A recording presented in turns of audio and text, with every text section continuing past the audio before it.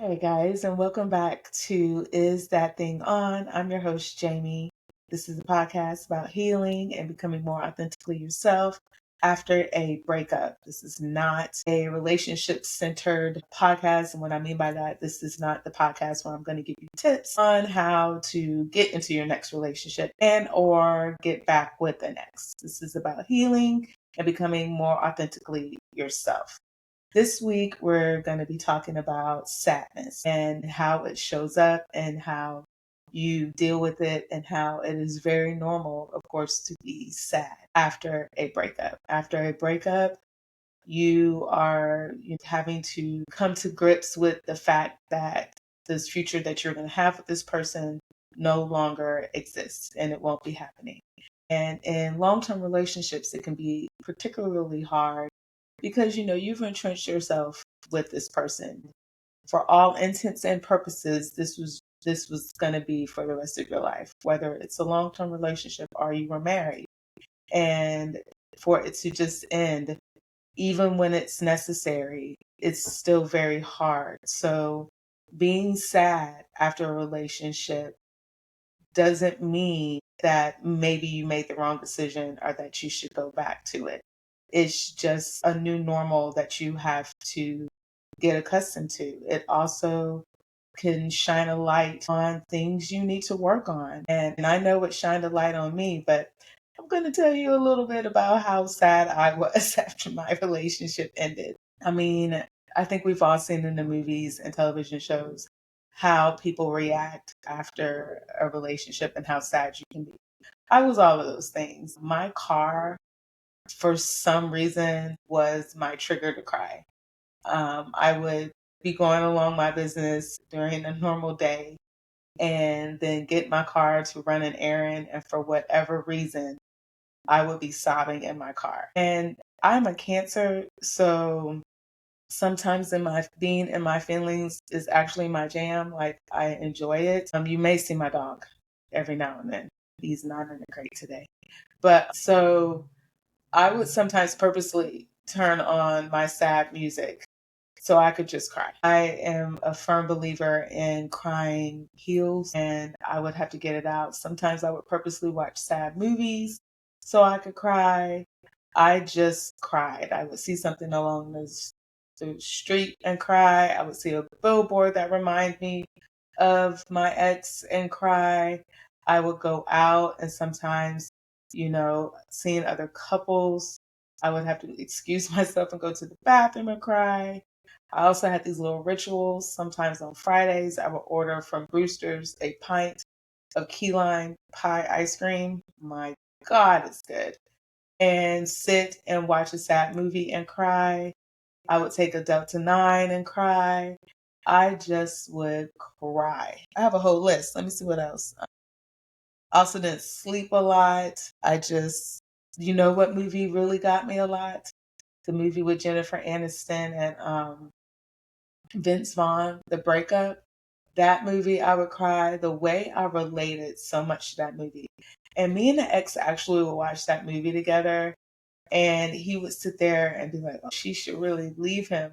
And I would be sitting there just crying inwardly because I knew exactly how she felt. I identified with that character in so many ways. Definitely not the end of the movie though, because I don't want to see my ex. And I hope we don't run into each other. But I was sad, and there's absolutely nothing wrong with being sad. And it's just, your energy is low, and it calls into question, many of the beliefs that you had in yourself after a relationship ends. And, did I really love this person? Did this person really love me? And, you just question everything. And that's why you have to deal with sadness. And it is a necessary step to go through. But you will get to a point where you can actually sit and talk about it and not cry. Look at me. Another big emotion that you're going to have at the end of a relationship is anger.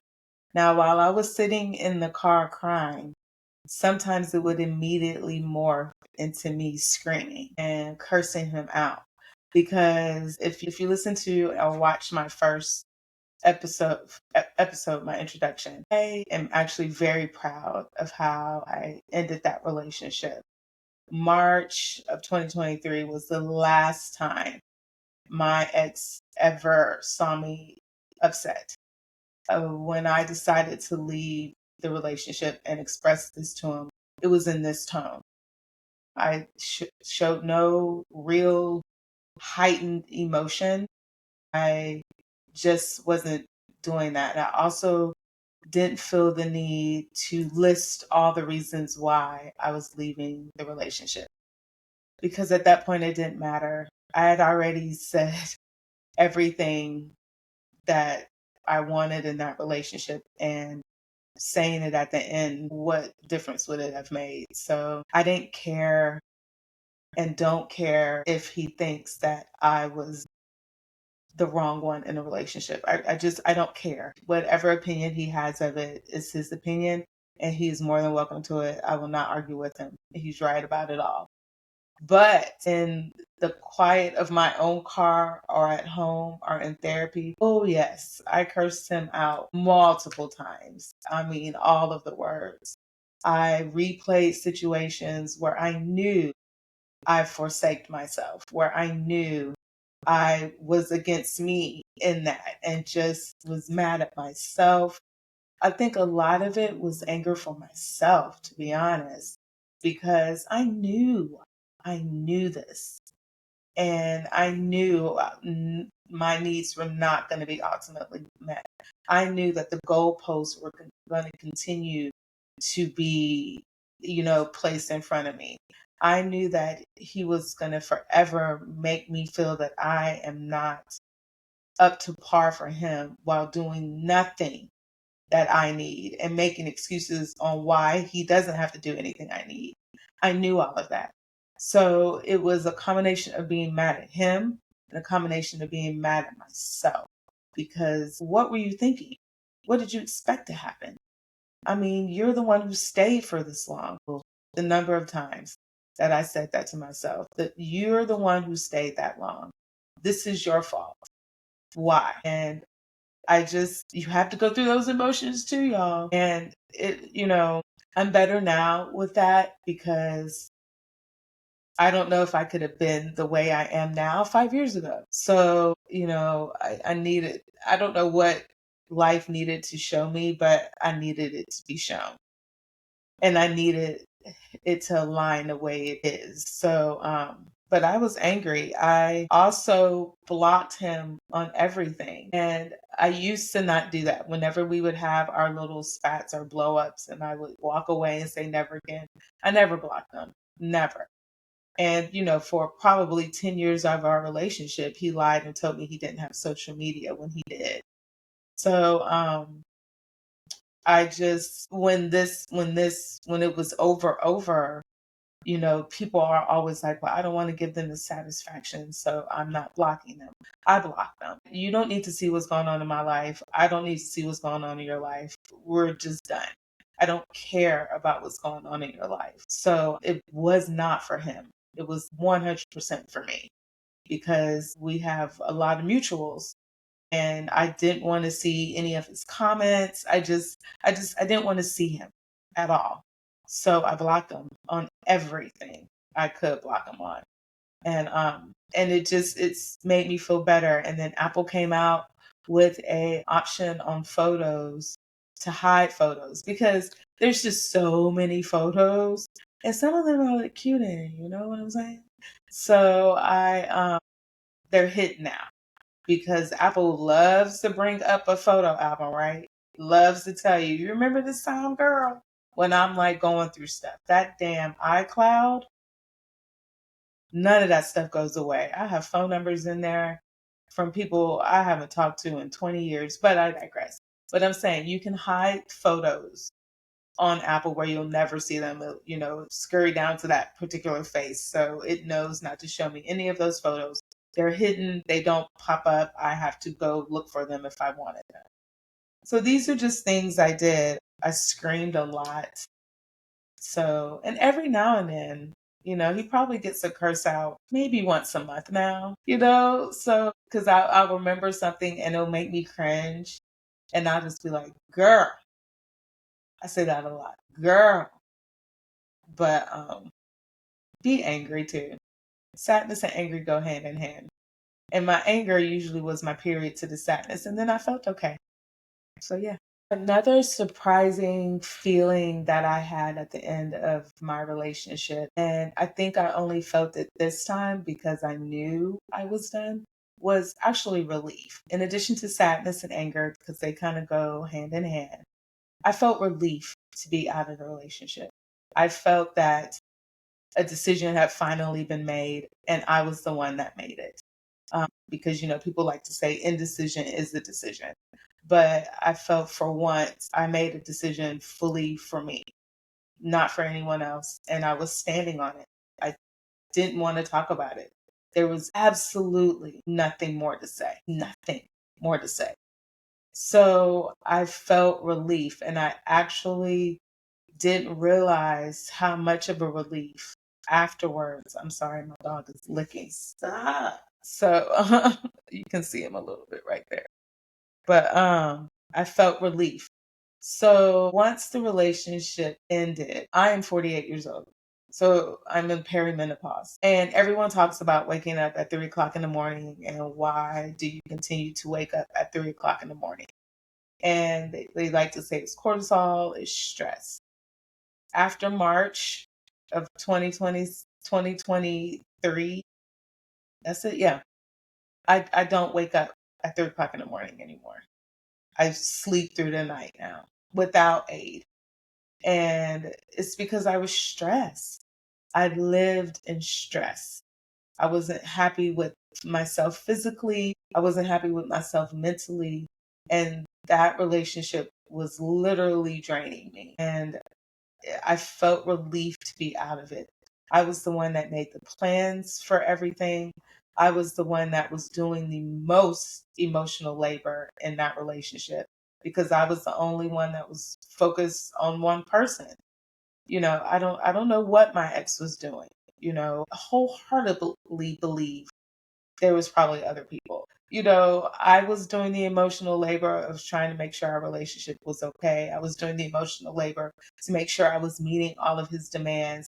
I was doing the emotional labor of planning everything.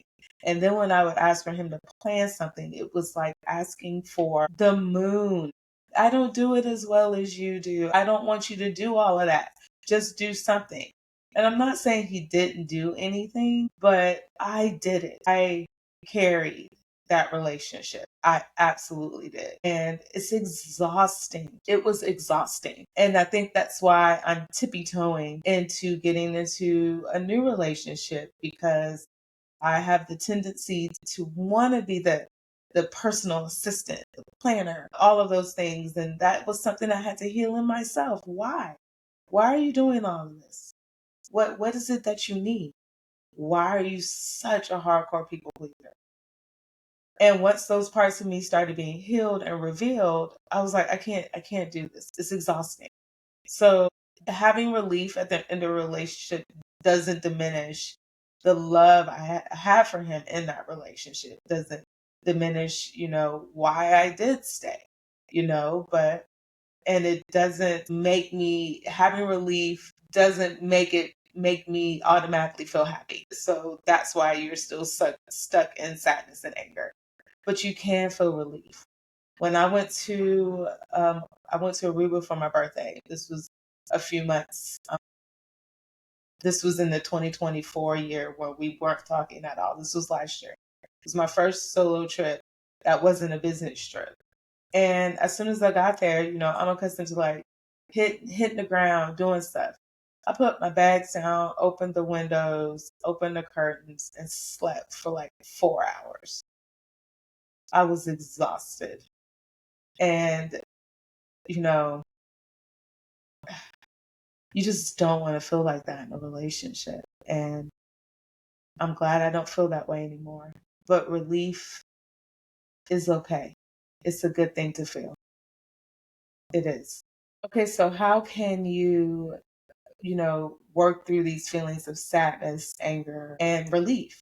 Journaling. I have stated it before, but journaling is very, very important because it helps you work out your thoughts. It helps you get it out on paper. But it also serves as a testament to your healing. So in a year from now, you can see how much you've grown. And being able to see that, y'all, is invaluable. Now, I am not the type that I have tried all kinds of forms. I have tried journaling, electronically. I've tried speaking it into a microphone. I've tried all the ways. The best way I can journal is one of those 5-year journals where you only need to write a couple of sentences a day. And I leave it on my nightstand right by my bed. So before I even go to bed at night, I write about my day. I don't even lay down until I've written something. And it's invaluable, y'all. Writing and journaling is great. You can write about, why do I feel these feelings of relief? Why am I sad today? What prompted the sadness today? What prompted what went through my head today that made me angry? What event am I reliving now? And you can work through those feelings, and just try to be routine with it, even if it's a few days a week. If you want suggestions on journaling books, just let me know and write in the comments the journals that you like to use. I personally like the 5-year journal. It's literally called that. It's on Amazon. I love it. And it has a date for the day. You just write in the year and you can just keep going with it. And because I think that would be a wonderful snapshot to see how you were over these years. It works. Even my therapist kept drilling that into me, and she's right. She's right. But the number one thing I think it serves is it charts your healing. It charts it, and you'll feel amazing a year from now when you're like, look where I was. Look how low I was. And you didn't think you were going to get out of that low, but you did, and you can see it. And it's just a great thing. And there's journal prompts everywhere.